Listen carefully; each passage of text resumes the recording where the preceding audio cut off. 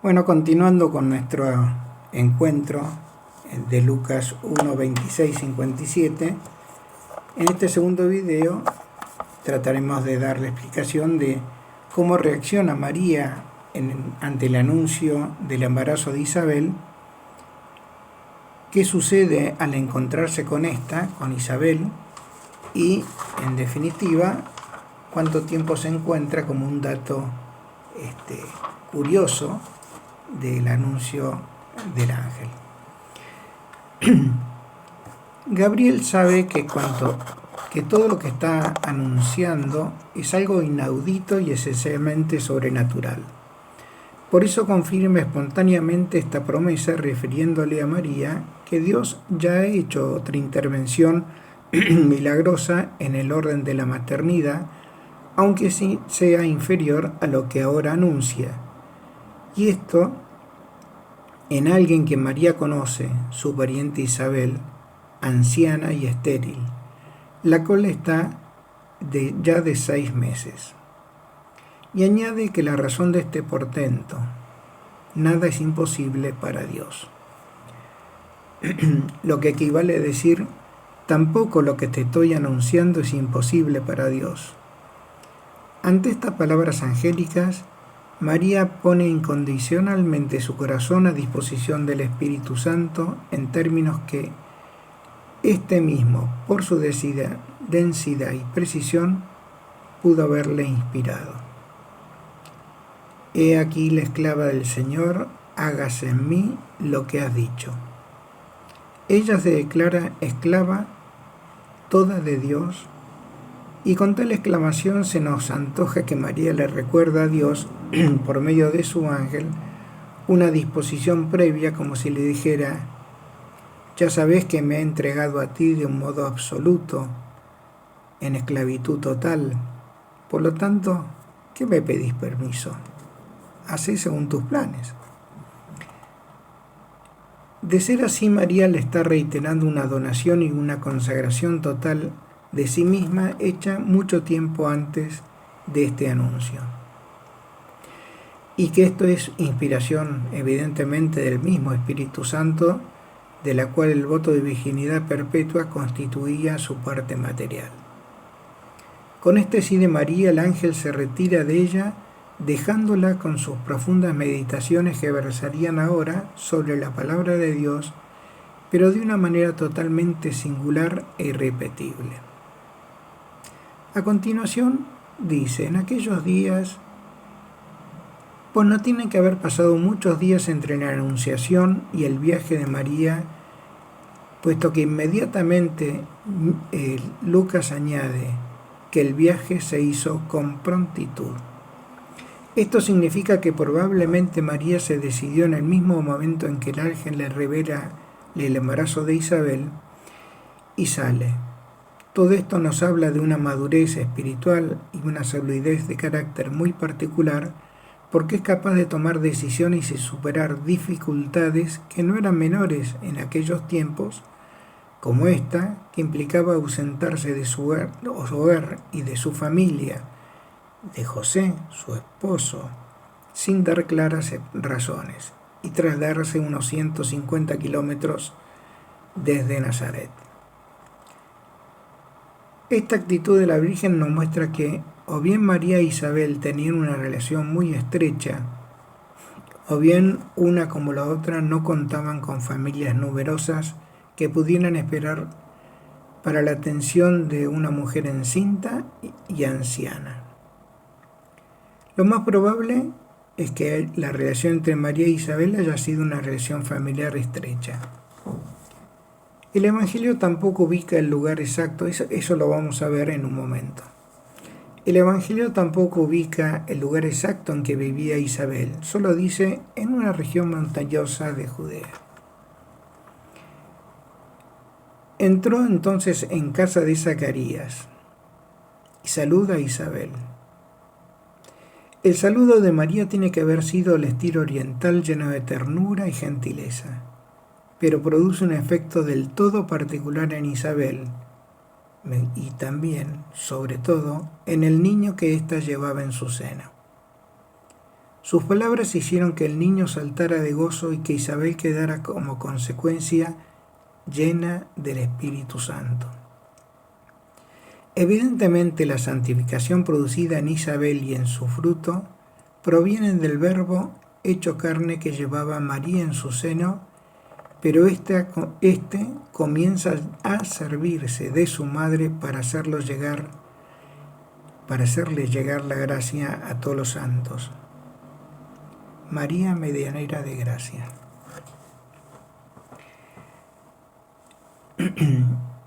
Evidentemente esta santificación es más que relevante para nosotros, para la Iglesia. Nos hace llegar la gracia a través de María a todos los hombres. María aparece en esta escena como canal de gracia, como puente entre Dios y los hombres, como fuente incesantemente colmada por el manantial que habita en sus entrañas y que una vez repleta con una plenitud desbordante se derrama sobre quienes la rodean, incluso usando la materialidad de su mismo timbre de voz.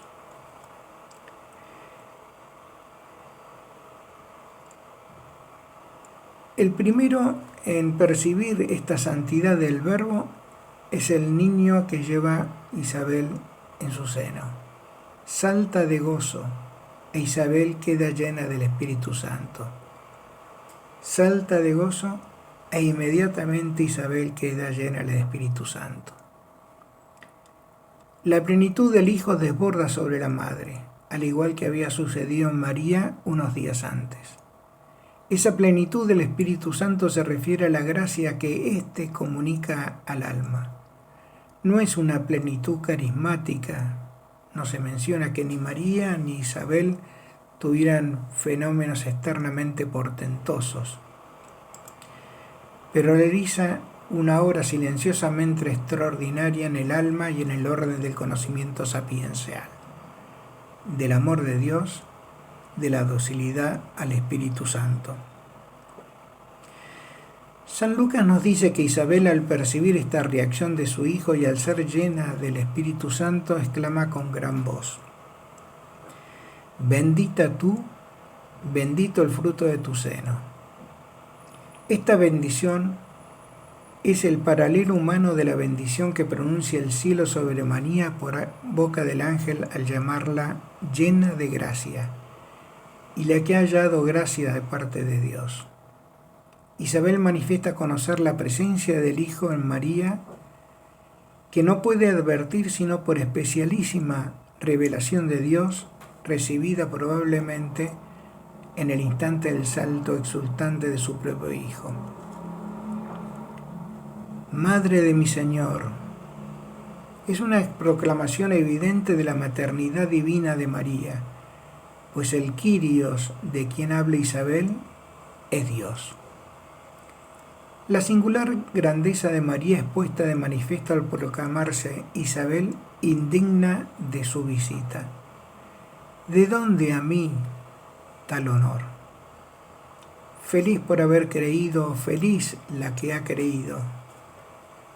María es bienaventurada por causa de su fe, o bien María, la mujer de fe, es bienaventurada. Sea como sea, se proclama aquí la fe de María. El objeto de su fe es designado con la expresión que se cumplirían las cosas que te fueron dichas por parte del Señor. Inspirada por el Espíritu Santo, la Virgen prorrumpe en uno de los cantos más lindos, más hermosos que tiene la Sagrada Escritura y que guarda semejanzas con el canto de Ana en el primer libro de Samuel, en capítulo 2, versículos 1 a 10, que se los recomiendo. Nuestra Señora hace en este cántico una lectura teológica de la historia, no solo de su propia historia y la del pueblo de Israel, sino de la humanidad entera. Desenvuelve los tres círculos: el personal, el del pueblo elegido y de los hombres todos. De sí misma Habla en pasado, en presente y en futuro. Del pasado reconoce su propia nada, de su propia bajeza, de su humillación, de su humildad, pero que no indica una virtud moral de esta humildad, sino un estado de ignorancia o de desconocimiento que tiene la gente que la rodea en este momento tan particular de su vida. Por eso completa la idea llamándose esclava. Sobre esta poquedad Dios miró, es decir, depositó sus ojos. Del presente reconoce que tal mirada transformante de Dios ha realizado una maravilla. Por tanto, al posarse sobre María, esa mirada amorosa ha producido grandes cosas. No encontramos en sus labios cuáles han sido estas magnificencias, pero los relatos de San Lucas se han encargado de describirlas en detalle. En razón de esta obra divina, ella engrandece a Dios y se alegra en Él. Engrandecer significa describir las grandezas, cantarlas, relatarlas. María se convierte en la narradora de las maravillas de Dios. Del futuro afirma que a partir de ese momento y para siempre todas las generaciones la proclamarán bienaventurada. De todos los hombres, tanto gentiles como judíos, puede entenderse lo que sigue. La misericordia y la santidad del nombre de Dios alcanza todas las generaciones que lo temen. Exacciones de la divina justicia expresadas con sentido pasado, porque pareciera que en su perspectiva es la de quien mira desde el final de la historia hacia el inicio, y la primera toca a los soberbios de corazón, de quien dicen los dispersó. La segunda mira a los poderosos y a los que gobiernan el mundo, haciendo referencia a los tronos, indicando que Dios los derriba, mientras que por el contrario eleva a los humildes. La tercera se refiere a los ricos, de quien afirma que Dios los despide con las manos vacías, mientras que a los hambrientos los colma de bienes. San Lucas anota la circunstancia histórica de que María permaneció allí unos 3 meses y luego retornó a su casa. No señala que haya esperado el nacimiento de Juan el Bautista o que se quedara para ayudarla durante y después del parto. ¿Y saben por qué? Porque las costumbres de la época indicaban que no correspondía que una joven que no era madre pudiera ayudar y presenciar las circunstancias del parto. Bueno, espero que con esto les haya gustado y que lo disfruten.